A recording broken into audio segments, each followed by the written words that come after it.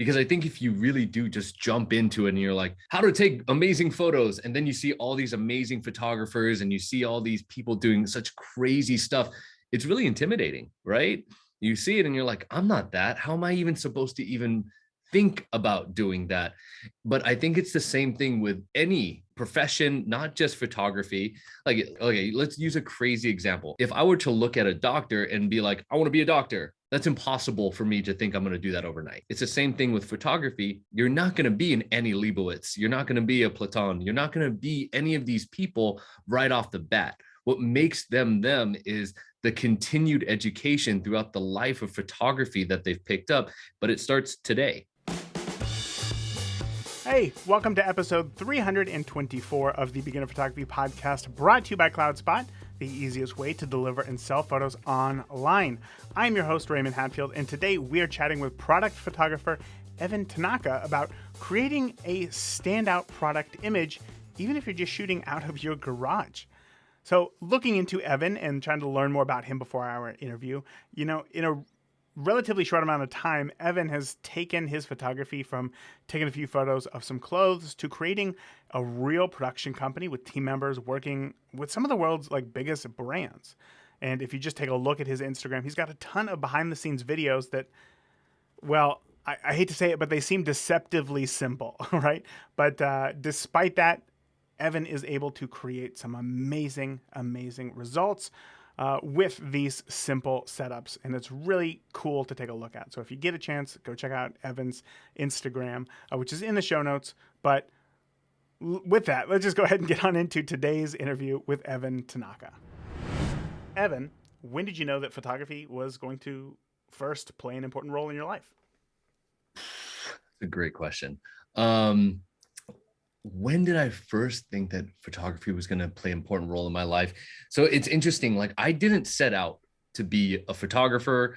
I didn't go to school for this. I didn't think it was going to be part of my life any way, shape, or form. Like, of course, growing up, you have your Polaroid cameras and you like to play around with your parents' cameras and things like that. But it never occurred to me like this is going to be something I was going to be doing until I was probably in grad school, and it wasn't that long ago. If you really think about it, I was probably 25, 26, and I picked up the camera for the first time, like really actually utilizing it because I was trying to start my own brand.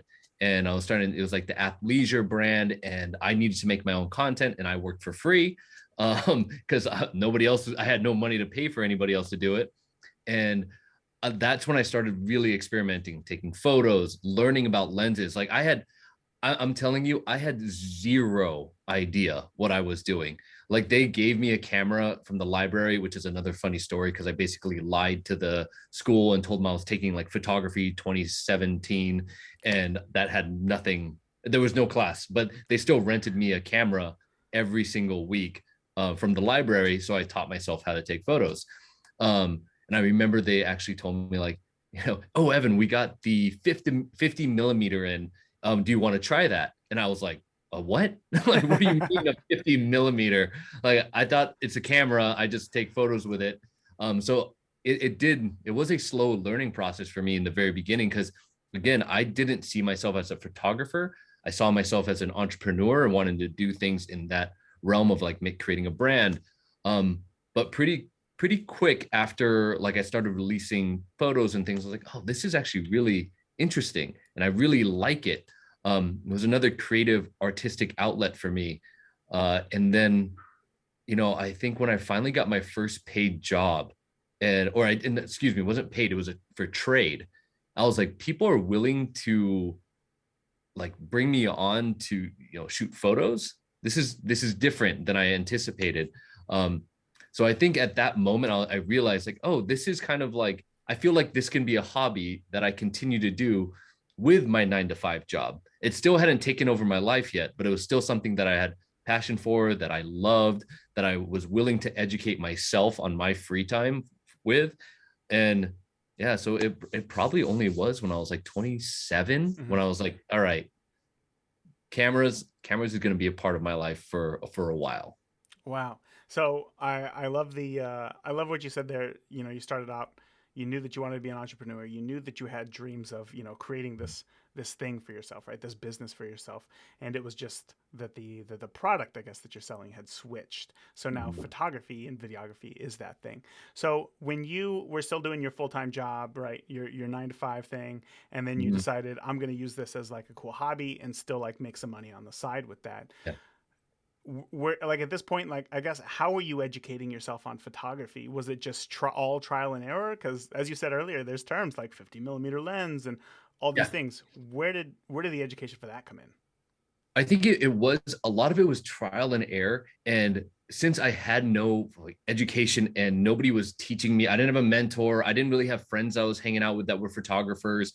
So it was all really anything that basically any issue I ran into on a shoot that I was doing that was either, personal or someone hired me for, I'd be like, why are my photos so blown out? When I go shoot outside, why is my why when I shoot in low light or in a dark room, I didn't know it was called low light at that point, but in a dark room, is it so fuzzy? And when I try and bump up, the brightness in my camera, like I didn't understand that when you bump up ISOs, like it's going to create some grain. I didn't realize that you could change shutter speed to adjust for the background lighting. Like, so every time I ran into that issue, I jump to YouTube, I jump on Instagram, I jump and I Google it, I'd find out, and I would just self-educate based on the issues I was running into.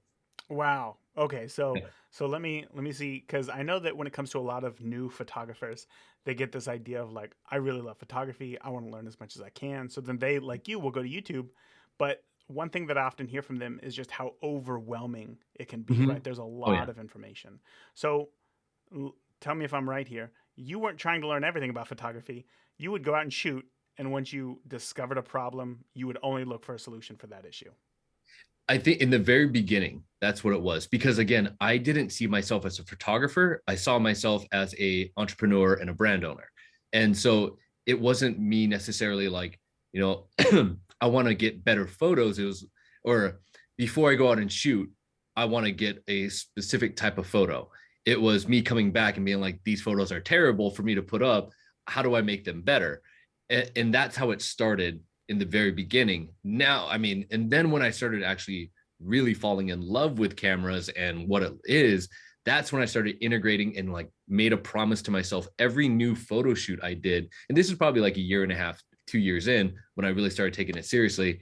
Uh, I wanted to integrate one new technique, skill set, whatever it might be. And it was anything from ranging from, freezing motion in action or using ND filters or using a Pro Mist or little things like that. I would just like try and find a way to integrate it into new photo shoots. So then I started like thinking, instead of thinking of the issue, then find the solve. It was more of like, how can I just take my photography a step further before I even go out there and shoot? Sure. Do you feel like you had to have some level of competency before you got to that Oh exploration yeah. phase? Yeah. I'm for me, the way that I did it when I was like looking for problems to solve basically made it more digestible for Hmm. me, because I think if you really do just jump into it and you're like, how to take amazing photos, and then you see all these amazing photographers and you see all these people doing such crazy stuff, it's really intimidating, right?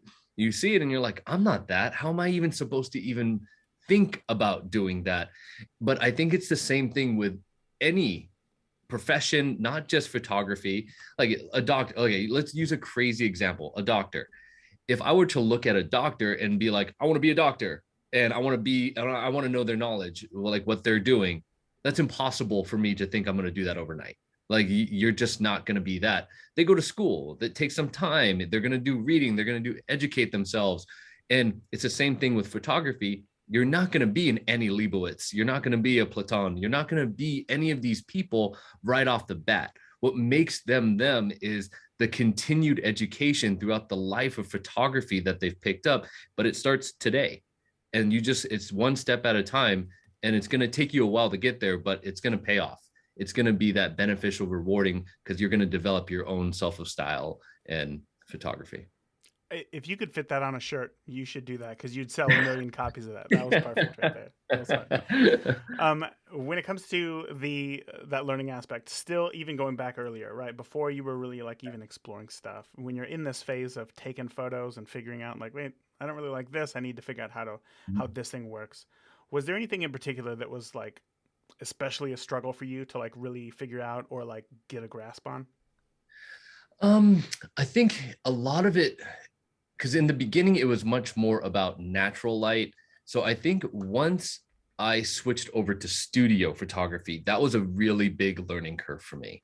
Um, and I'm not gonna say using natural light is easier than studio photography using artificial light, but for me, since it was such a run and gun feel and more carefree, and I was so used to it that when I was confined to a smaller location, I had to be the sun essentially, right? I Mm-hmm. have to create my own sun. I have to figure out how to shape the light. I need to make it soft. I make it, harsher light, whatever it might be. That was a big learning curve. And I'm still learning about how to shape light and make it certain ways. Like I'll sometimes I'll just go into my studio garage and I'll just like take a bottle that I'm like a Topo Chico bottle or something that I'm drinking and try and see how soft I can get the light, how hard I can get the light.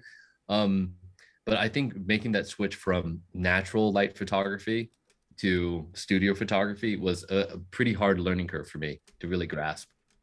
What happens if you go out into your studio garage, which by the way I have a question for here soon, but Yeah. let's say you go out into your studio garage and you're trying to take that bottle and you're trying to just get the light as soft as possible or as hard as possible and it's just not working, Mm-hmm. right? Like what do you do in those situations? Like how do you work through these things to find creative solutions? I just quit and I stop. I run away. No, Yes, I love it. no. I like we were talking about patience. Patience is something that really comes in handy for situations like this. Now, I am the first to say that I am not the most patient person. Anybody that's worked with me, I am a tornado when it comes to getting the shot. I don't care about the mess I'm creating. I don't care about the crappy rig that I have that's holding up whatever I'm taking a photo of, because whatever matters in that frame, that's what I care about. So I'm not the one to say I'm the most patient person, but it truly helps when you're trying to solve a problem. You go layer by layer, very similar to like Photoshop or something like that, where it's like you can't put the entire effect, you can't put the entire um, color balance, all that stuff into one layer because you're not going to know how to fine tune it. Everything is a little layer by layer. And that's why on a Photoshop, on a photo, you have 50 layers because you're going to fine tune it. And it's the same thing when you're out in the garage and shooting and trying to teach yourself a new skill, or the garage in my case, is that I take it layer by layer. All right, here we have a light source and a bottle. This light is too hard. All right, let's obviously throw up a piece of diffusion. Okay, that diffusion made it a little bit softer, but it's still wrapping around the bottle in a weird way. All right, let's try and take that diffusion and move the light backwards. Okay, that's not working. Let's bring the light down. Let's bring in a bounce. Let's bring in another layer of diffusion. Let's light it from the back. And before, and that's how I approach those problems. I think it's a really common mistake, honestly, in studio photography, where people will set up all their lights and then they'll have three lights going and they'll be like, and they'll fire a photo and then they try and adjust it from there. And I think that's the wrong way to set up your lights. I think you should really focus on one light, one angle at a time, and then you can build on top of that. And That so is that's how I approach my creative problem solving That's with that. solid advice because, Yeah. as you said earlier, it's not that natural light is necessarily easier, but when you do add something like a studio light or a flash, that does add an additional element of something that you have to control, Mhm. which can seem stressful, especially in the beginning. But let's get back to how you got into product photography. So obviously you Yeah. had a brand here, you had to take photos for yourself. And now were these photos were interesting enough or good enough that other people were saying, "Hey, actually, I would like you to do that for me as well." Yeah. Yeah. So when I first started off, I really didn't actually do product photography. I was doing clothing stuff, so more like lifestyle Okay. And then I got asked to do my very first shoot after I graduated from grad school. I moved back down to Los Angeles. I was moonlighting at another 9 to 5 job. And I got asked to do a photo shoot, a lifestyle photo shoot. And they did it for trade.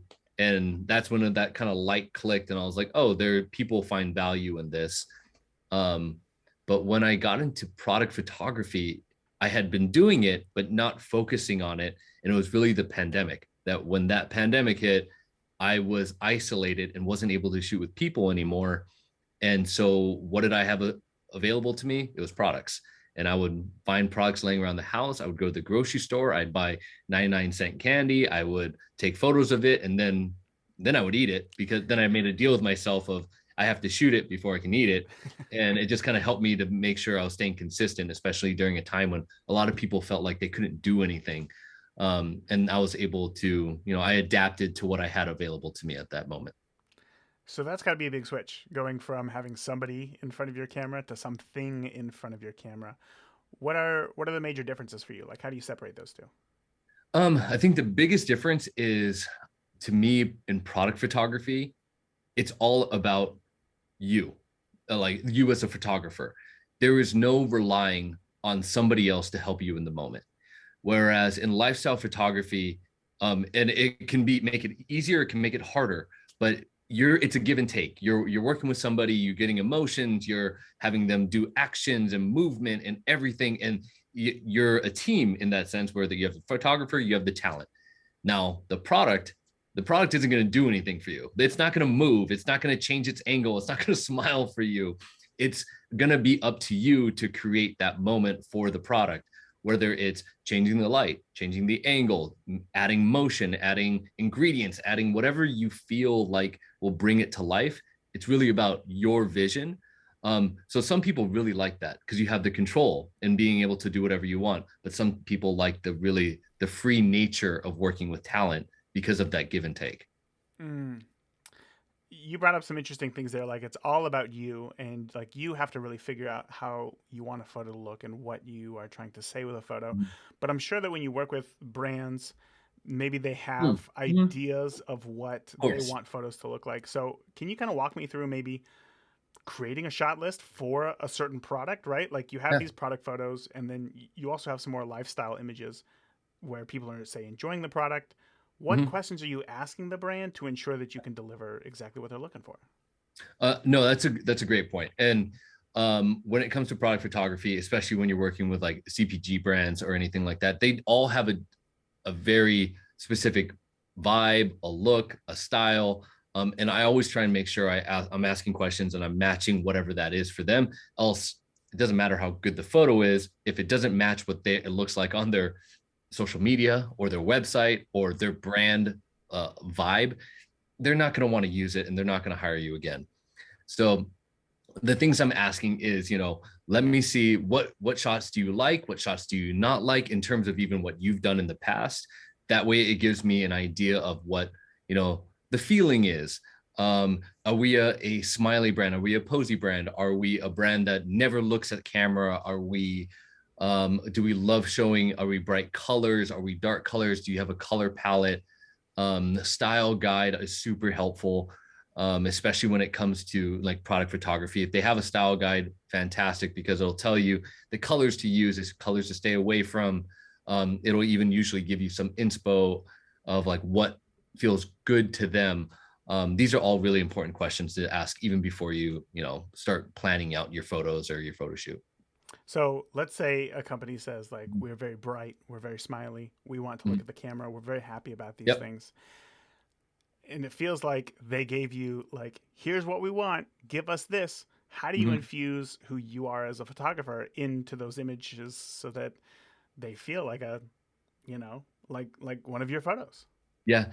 It is a balance, because in the world of commercial photography it is very different than being an artist per se, someone who just has full control of their art, um, because you do need to make sure that the client is happy, and that's what I pride myself on, is I will try and infuse my style into it, however, by staying true to what the brand is. um, A lot of times what I'll do on photo shoots is I'll be very specific with them, and I'll be like, here are the shots that we thought about and we talked about. Let's capture those. Now let's play and let's see what else we can get. And I like doing that in that way because I'm giving them what we've talked about. I'm showing them exactly the light, the smiley, the posy, the straight on, the non-distorted 50 millimeter, 85 millimeter look, the lighting. And then I'll say, let's spend 20 minutes to see if you're liking any of my style that I really like infusing, which I'll throw in a 16-35. I'll get a little bit more edgy. I'll find fun angles. I'll climb on tables. I'll start trying to do a little bit more, but at the same time, because we've nailed our initial shots, our initial shot list. So whenever I'm planning a photo shoot, I always like to buffer a little bit of time to just play. Hey, Raymond here, and we will get back to today's show in just a moment. Do you want your photos to have more life? Do you want to know exactly what camera settings to use and why? Well, professional photographers all over the world capture beautiful images by shooting in manual mode. Why? Because it unlocks your camera's full potential. But how do you know what settings you should use? Well, I want to break that down for you in my free ebook, Picture Perfect Camera Settings, which you can download over at perfectcamerasettings.com. In the book, I'm going to share different lighting situations that you'll find yourself in and photos that I've captured with real camera settings and how to know which settings to change to get the look that you want. So don't wait. Download your free copy over at perfectcamerasettings.com to unlock your camera's full potential. Now, let's get back to today's interview.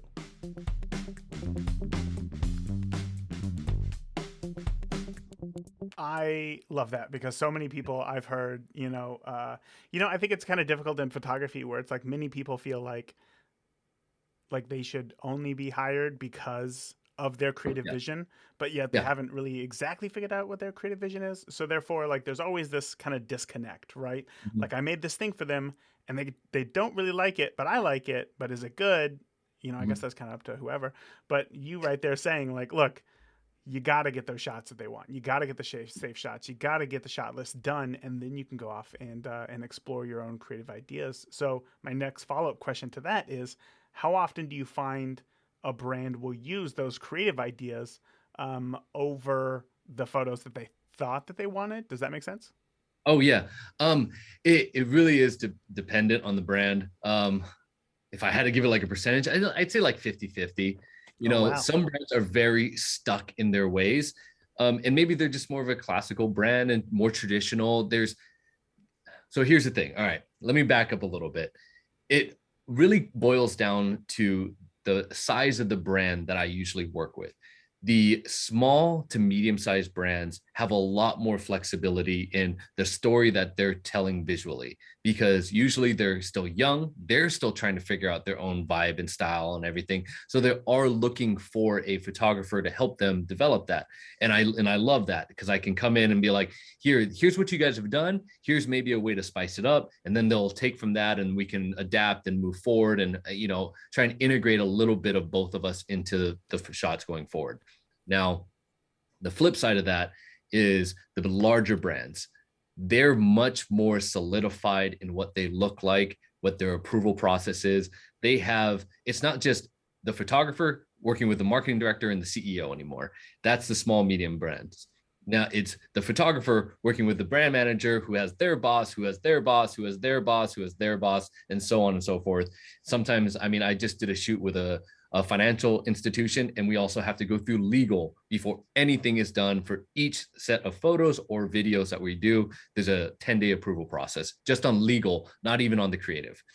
So it's just those types of brands are much harder and more rigid in terms of being flexible.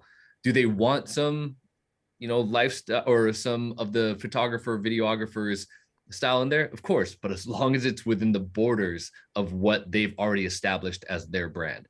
And I think it's important, if you are a photographer or a filmmaker trying to make it in commercial photography or in the commercial world, you do need to be respectful of that, because what they're doing has worked for them and there's a reason they're continuing to do it. If they come to you and ask you to redesign and everything, totally different story. Mhm. But if they're coming for you for more content creation, I think there is a lot more of a listening or learning from their style guide and being able to adapt to what they need while still having fun with it and infusing yourself into it, but stay within those borders. Yeah, I love that.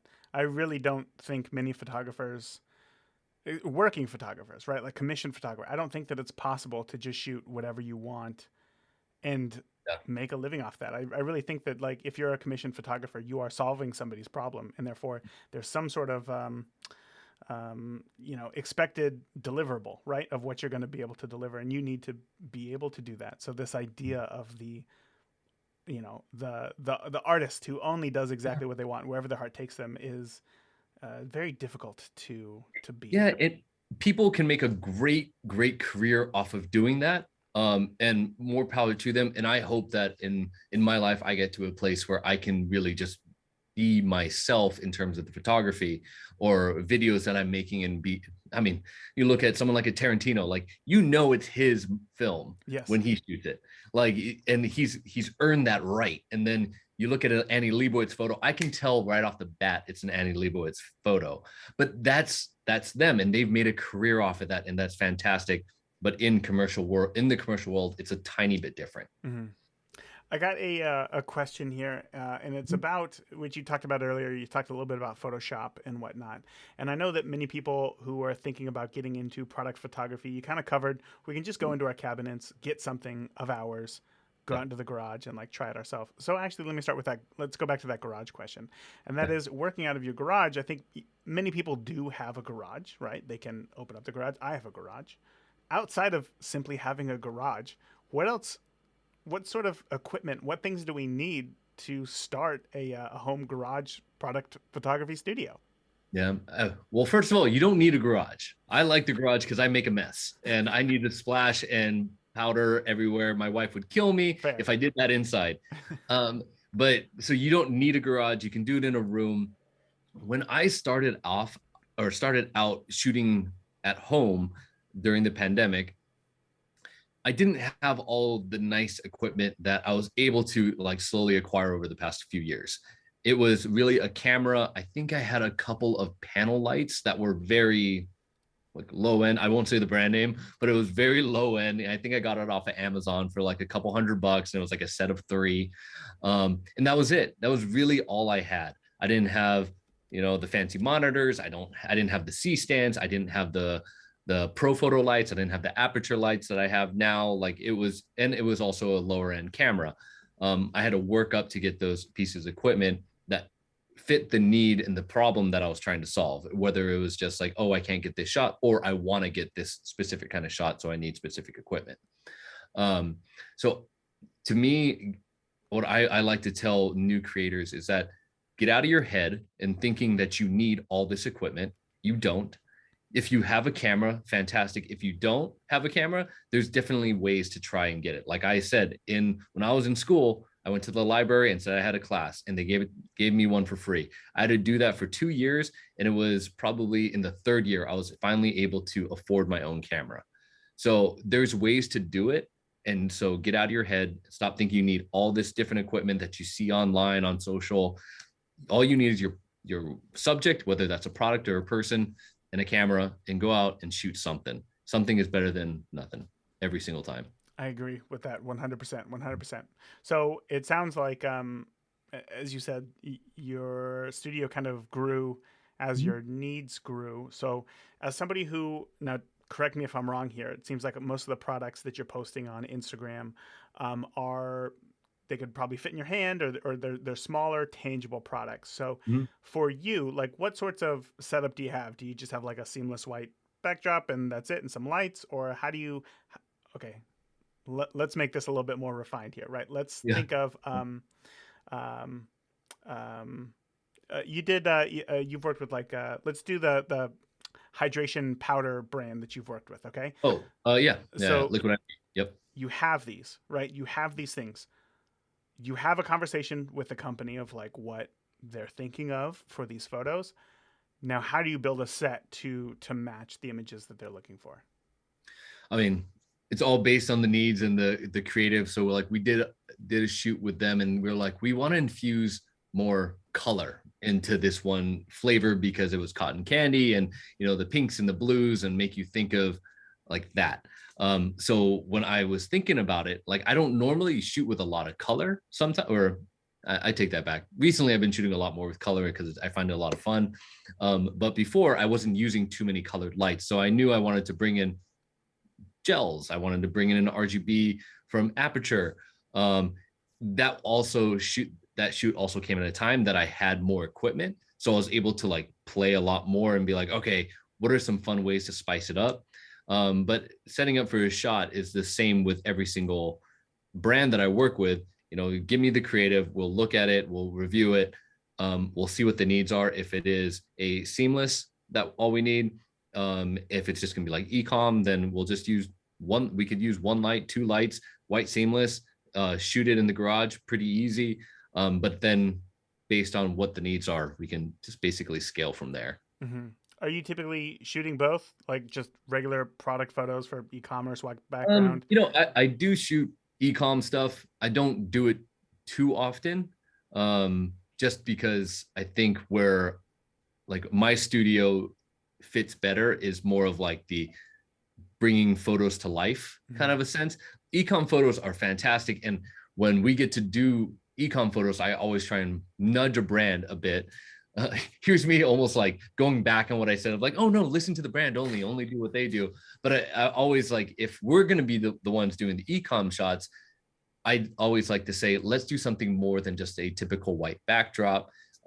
Because let's be honest, those shots are fairly simple to do. And maybe there's another studio that's more geared to just, crank those out, maybe at a lesser rate, whatever it might be. But if you want to come to us, I always try and nudge them like, let's do something a little bit different. Mm-hmm. If you want to work with us for those ecom shots. So even those, I try and spice up a little bit. I got you. I got you. Try, Yeah. try to move them on down the pipeline there. I got it. Yeah. So I know that. Let's get back to the Photoshop thing that you Yeah. had talked about earlier.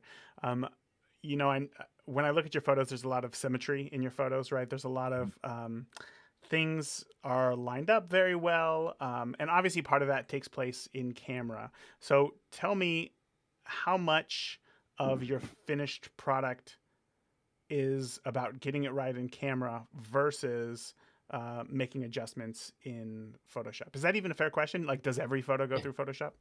Every photo does. I mean, in some sense, right? Whether it's just like playing with some highlights and that's all we need, or it's totally like compositing photos or anything like that.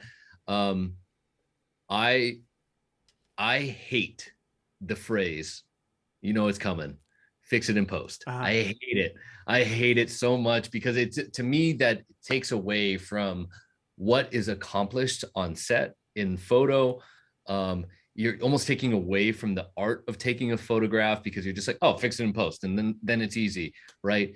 And that's not true. Photoshop and Lightroom and post production is an art form in itself, and I feel like that whole phrase belittles what Photoshop, how talented those people are that can do amazing things on it. So I hate that phrase. It also takes away from the talent of the photographer that's trying to make that photo come to life. You're basically saying it's not good enough, let's fix it in post. So there's my spiel on that phrase. However, what I will say, it is very important to me. I like getting everything done in camera that I can. So most of the photos that you see me take, I've seen it so much online, and they tell me like, oh, you could do this in Photoshop. I did a shot with White Claw not too long ago, and it was like a frame with a photo, or with a White Claw in the center. There was like this pattern in the backdrop that mimicked or mirrored the can itself. But the way I did it was I shot it like in a forced perspective way, so that the when you went to the side, it was in layers. So the can out here, you had the frame out here, then you had the pattern right here, and then back another step, you had the actual backdrop. And then when you took a photo from the front, it would look like one flat image. Mm-hmm.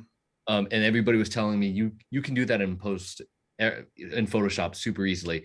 And to me, it's like, you could, but I like getting everything done in camera. to me, that's part of the adventure. That's part of the whole process of doing this. Photoshop and After Effects and all that stuff are really great, but I think if we're going to just rely on that, where's the art in terms of like the photograph itself? um so to me, because I'm not an After Effects person, I'm not an extreme photoshopper, and I like to take care of things myself, the camera is where I focus. And if I can get everything done in camera, in frame, centered up, lined up the way I want it, that's what I'll do. Perfect. Perfect. That's such a great answer. It's so easy to just say, we'll just fix this in post, especially like for Yeah, something quote unquote easy. yeah, and I just the bigger shoots that I'm on now, I hear it so much, and it is true. Like that, the talent that it takes to fix things in post and the time is really difficult. So I always like, if we can spend an extra 30 minutes getting the photo right and avoid the 4 hours of editing that's going to happen on the back end, it's going to make my life easier. It's going to make their life easier, and everybody's going to be a lot happier. Mm-hmm. I think that's one reason why a lot of people still really enjoy shooting film is that like there's that additional challenge of getting it right in camera, knowing Mm-hmm. that you Ooh, knowing that the Phil. end goal isn't to bring it into Lightroom or Photoshop to make Yep. adjustments to be exactly how you look, but Yep. choosing the right film stock, choosing the, the perfect settings, getting out the light meter and making sure that everything exposure is Yeah. perfect. I get that a lot. I totally understand that. Now, we have a active Facebook group, the Beginner Photography Podcast Facebook group, and believe it or not, just yesterday, somebody asked a question about product photography, and I thought, who Perfect. better to ask? Yeah, I was like, I'm not even going to answer this question. I'm going to wait. Yeah. So, Tash in the Beginner Photography Podcast Facebook group asked, she said, I landed my first product photography / branding gig, Congratulations. right? Yeah. Very exciting. She says, I have a meeting tomorrow to discuss the details. Any advice on questions I should ask? I'm so new to this. Now, Yeah. I know that this is a big question, right? And there's a lot of unknowns in Yeah. here. But how would you tackle answering this question for Tash? First off, a lot of brands will always start off with, what's your rate? What's your cost? And what my advice is, don't give it. Not yet. It's not, you're not ready to give your cost, your rate, how much this is going to cost, because you don't know anything about it. You don't know what the shoot is going to entail. Is it going to be ecom? Is it going to be lifestyle? Is it going to be models? Is there going to be wardrobe? Or is there going to be is there, even if it's going to be like talent and it's just hands, like do they need to get manicures? Is it going to be outside, indoor, studio? There are so many different aspects that haven't been answered yet. So when they ask that, because I'm sure that's going to be one of the first questions they ask, be ready for it and say, before I give you my rate, I'd love to learn more about your project and how we can work together to make your vision come to life. That's how I like to start my conversations. And I learn from them, I'm like, okay, what are you looking to get done? How many photos do you think that'll be? How do we need to have props? Do we need to have a stylist? I don't know if it's a food brand or anything like that. Do we need to have a food stylist? Um, those are all little things I like asking. And if they're like, no, this is something that isn't that level, we don't need a food stylist, we don't need wardrobe, we don't need talent. Great, you're starting to check the boxes of like, okay, we don't need that. There goes those costs. Now it really is about me and the product, and the expectations are set. And then you find out a little bit more about how many photos, what that might entail, deliverable dates. Aspect ratios is another big one nowadays, because everybody wants it to fit 9:16, 16:9, 4:5, 1:1. And you kind of have to be able to take your photos with that in mind so that it works in all those variations. Or if it won't, then you're going to have to take more than that one photo they've talked about. I know that's a lot of question to ask, Tash. Tesh, I think it was, right? Tash, yep. Mm-hmm. Tesh, yep. So don't be afraid to ask questions. Don't feel pressured to give your rate right off the bat. Really learn as much as you can about the brand. Like I talked about earlier, style guides are extremely helpful if they have one. It's probably more of an established brand if they do. And if they can share that with you, I think that's a great starting place, for at least for you to learn more about the brand, so you can make sure that you're hitting the mark where their expectations are for what they would expect to get.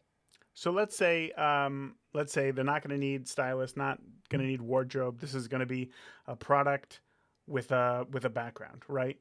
Um, at that point, do you charge just based on your time? Do you charge based on, like, is there licensing involved? How can you walk me through any of that?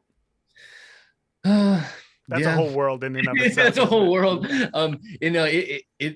The answer is yes, for all of it. Sometimes but it'll make sense to charge as a day rate. Maybe it's because we're shooting ecom shots, or maybe it's because we're shooting something that is more rapid fire, and it wouldn't make sense for me to say, okay, I'm gonna shoot, and it's one light setup, and oh, okay, it's $100 per ecom shot, but we're shooting 30 in one day, and I'm not changing anything. So it probably doesn't make sense for them. Like, that's what I'm saying. Like, I wouldn't charge that. I would charge a day rate and be like, okay, I can shoot 30 photos in one day. Here's what we can get done. And then here's what post-production would look like. Mm. Or if they're going to be taking care of post themselves. So I like to offer that as an option. And I think that's a good thing for photographers that are starting out. Is another great question for Atesh is, are they handling post-production themselves, or will you be handling post? Because editing sometimes can take much longer than the day that it took to take the photo, or the time that it took to take the photo. Sure, sure, of course. Yeah, that's one of those things. We had somebody else in the group recently talk about it was a portrait session that they did, and Mm. they thought that it went wonderful. Unfortunately, came back. They had a lot of revisions the couple wanted on their photos, and it's one of those hard things because it's like if you don't know how to do that, is this one of those situations where you're ready to learn? Or are you going to have to outsource this to somebody else? So figuring out and having that expectation laid out for a brand and what they're going to do with the photos afterwards, I can Yeah. see how important that would be. And Um, I think you did hit a good mark on there, is the revisions. That's something that's great to kind of set an expectation for. It's like 2 revisions, 3 revisions, 4 even, but really kind of letting them know it's like this won't be an ongoing process for the next 6 months to get this portrait right. That then you're just like, kind of setting the bar, like, all right, final notes, here it is. um but I mean, even on that sense, to anybody that's just starting out, getting their first clients and everything, it's like what I was talking about earlier, where I was saying, when I was learning photography, based on the issues I would run into, I'd go and learn. You're going to learn the questions that you're going to need to be asking, because you're not going to ask every single time the right ones. I forget a lot of the times. I work with a producer, and he's been a lifelong buddy of mine, and he still gets mad at me this day because I'll agree to a shoot, and he'll be like, you didn't ask these questions. And I was like, but it sounded fun. I figured we figure it out later. And but so it is a learning process. You're not going to nail it, but keep record and keep notes of like, okay, these are the great questions that I find valuable, because what I find valuable knowing might be very different for you. mhm, mhm. This is kind of a side business question, but I think it's important. When a brand comes to you for the first time and you work with them, what sorts of things do you do to create a lasting relationship so that hopefully you can work with them again in the future? Um, Under promise, over deliver. I think that's a huge one, and I know it's a little cliche, but I really believe in it. Also, I think what I like to boil it down to is making their life easier. Um, and I use that as an example for not only photography, but any career that you're choosing, whoever that person you're working for, because technically when you work with a brand, you're working for them for that time. And whoever you're working for, even if it's a 9 to 5 job, if you're not making their life easier, you're not going to get hired again. They're not going to want to continue working with you. So that's what I always try and keep in mind, especially for new clients. It's like, okay, here's our stage that we've set. We've asked the questions, we agreed on the rate. Now I'm going to make your life easier than just sticking to what we talked about. I said 13 photos, I'm giving you 15. I'm on set and they say that they want to change something in the moment. Great. Even though we went through all the approved props and everything like that, we're going to figure out how to make you happy and get it done on set. If they ask for, oh, can you make these little revisions, and it takes me just a little bit more time, I'm going to say yes.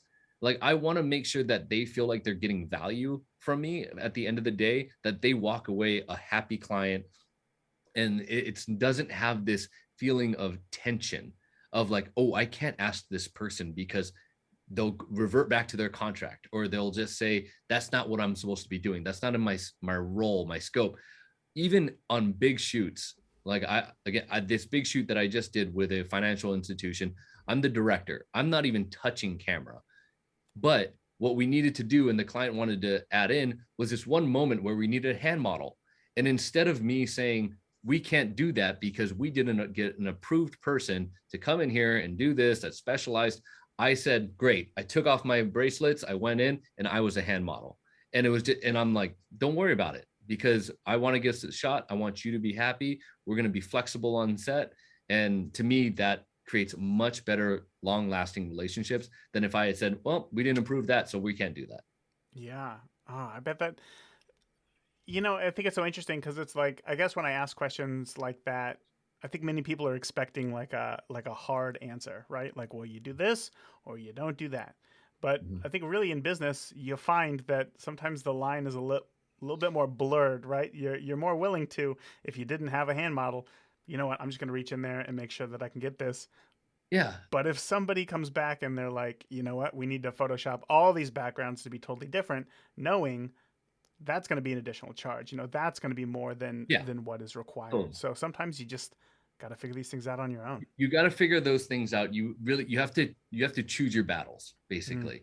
Now, if these are battles that can be fixed and be done with quickly, I always say just err on the side of making them happy. Now, if it's something that's going to be a way bigger ask and it's going to be dragged on, like it, and it's obvious that this is a much bigger task than just being like, hey, can I get a favor? Um, Obviously, hold yourself accountable and be like, no, this is what we agreed on. Um, but yeah, at the end of the day, everybody's a person. Like yes. if it's a brand, if it's a talent, if it's you, and everybody has their own business, and it doesn't matter. They're still people. If people say it's just business and not personal, they're liars. Everything is personal, and no matter how it's done, they're gonna feel a certain way about it. Even when it's a big brand, and it's like it's not their money, but it's still like it affects people. They want to know that they're getting value and working with somebody that's easy. So yeah, boil it down. The business, it's all business. It's not personal. Bunch of BS. It always is personal. Yeah, I found that as well. Even when it's not somebody's money, it's still like people just want to feel like they're being taken care of and feel They like want to be they're, feeling like they're taken care of. Like you yeah. ever walk into like a nice restaurant and they automatically bring bread to the table? Oh, yes. It feels so good. I feel so welcomed, and versus like they just stand there and I wait for my drinks or a drink order or something. So the same Exactly. thing. Yeah. Yeah. Yeah. People just want to be taken care of. This is one of my last questions for you, as I know that we are coming to the end of our time here. But now, having experience in photography, shooting many, different types of products, and having different setups, and doing all these creative, different ideas to challenge yourself, Mhm. what is something in photography that you wish that you had learned earlier? Um, I wish I picked up the camera earlier. You mean To just be in honest, life? just in life, just like I wish I found it earlier, but I found it in the way that made sense to me. So it is what it is. I really think I think it's just getting out of your head. And it's not that difficult to really, do. But I think there's so many different ideas and people out there that we find, we get influence from, that it goes back to what I was saying. It's like we'll never be that. And it's almost, and we get an idea of like, oh, I want to do this photo shoot with this product. And then you're like, oh, maybe it won't look good, or maybe I need this and I don't have access to that equipment, or I need to spend a little bit of money and I don't have money to spend on it.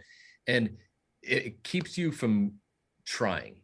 And that is probably the worst thing you can do as a learning photographer, or even an experienced photographer. If you're not trying and your own mind is stopping you from even trying, then you've already lost. And you really, really just are going to benefit so much from just learning along the way. Yes, this photo shoot that you're planning in your head, that you're just doing to try and learn something, it might not look good. You might never post it, but I guarantee you're going to learn something from it. So I always just let people know, just try and have fun with it. It's really simple. Wouldn't it be great if we could gain experience without actually having to do the thing? Yeah. Exactly. And, it's like the Matrix, the scene in the Matrix, and it's like, oh, I know Kung I know Fu. Kung Fu. That's not going to happen. We all wish we had that, but Yeah. it's going to take practice. Yeah. And it's okay. Don't look at these people and think you're going to be like them that maybe you follow or aspire to be like. You're not going to be like them off the bat. Yeah. You may never be like them because you're going to develop your own style along the way. So don't use it as your beacon. Use it as somebody that inspires you to get out there and go for your own goals and your own dreams. That is so great. That is so great. Evan, I know that we are here at the end of our time, and I know that there's going to be listeners who are interested in learning more about what it is that you do and seeing some examples of your work, which of course I'm going to post in the show notes. But where else can we learn more about you and see some of your work? Yeah. So you can find my work on Instagram at Evan_Naka, also on TikTok, same name, Evan_Naka, YouTube, Evan Naka.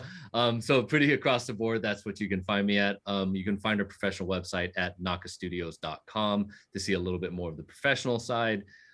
We are starting our own podcast, the Decent Humans podcast, where we will be talking more about photographers, filmmakers, aspiring entrepreneurs, agents, talent side, where I just want to get a full encompassing view of this creator world as we're in this next generation of creators. So much in this interview today with Evan Tanaka. I think my biggest takeaway was how important it is to experiment as much as possible, right? That idea of giving yourself that extra time to just try something and being okay if it fails. I really think that, if you're going into photography as a career or as a, quote unquote job, you are expected to deliver something to whoever's paying you for your work, right? It's not just, hey, I'm an artist, expect, let me do whatever I am, whatever I do, and you just accept it. That doesn't always work. And it's not a practical idea to move forward with your photography. So being able to ensure that you do capture exactly what the client wants, and then moving on to being able to capture what it is that you want, is going to keep photography from feeling like a job, right? And I do this at weddings as well, right? You got to take those family photos. They're not necessarily fun. You got to take a photo of the rings. Isn't necessarily something that's fun to me, But when it comes time for portraits, I'm going to go out of my way to, after, we take the, look at the camera, smile, because this is a photo that your parents are going to love. I really go out of my way to try something different. Wait until it's nighttime, bring out the flash, find an interesting composition, find an interesting element at the venue that can be incorporated into these photos. Those are the photos. Those are the moments that really get me excited and make wedding photography not feel like a job. And obviously, Evan has been able to do the same thing with product photography, and his clients like it too. Now, before we leave, I want to take a moment to showcase Skazi, our listener of the week, Ska Ozzy, for leaving the podcast a 5-star rating and review in Apple Podcast. Skazi says, I'm trying to gain more experience and learn from those who have amazing experience in photography, and the Beginner Photography podcast has pushed my enthusiasm and has already helped me to view photography in new and interesting ways. Skazi, you are onto something. We all see the world in a unique way based on our different life experiences. So hearing about how a photographer who has their own unique life experiences share something about photography, you're going to hear it in a different way than they intended, than somebody else who's listening to it. And that is great, because now you are able to take the information that you heard and then put it into practice in your photography and run with it. Try something new and interesting, and you'll be sure to achieve your goals in photography sooner than you could have hoped. So again, Skazi, thank you so much for leaving the show a 5-star rating and review. So if you are listening on Spotify, which an increasing number of you are, you can leave the podcast a star rating right on the show's main page. Now that is it for this week. Thank you again for tuning into this week's episode of the Beginner Photography Podcast, brought to you by CloudSpot, which is the easiest way to deliver and sell photos online. You can get started for free and learn more about CloudSpot by heading over to deliverphotos.com. And remember, the more that you shoot today, the better you will be tomorrow. Talk soon. Thank you for listening to the Beginner Photography Podcast. If you enjoy the show, consider leaving a review in iTunes. Keep shooting, and we'll see you next week.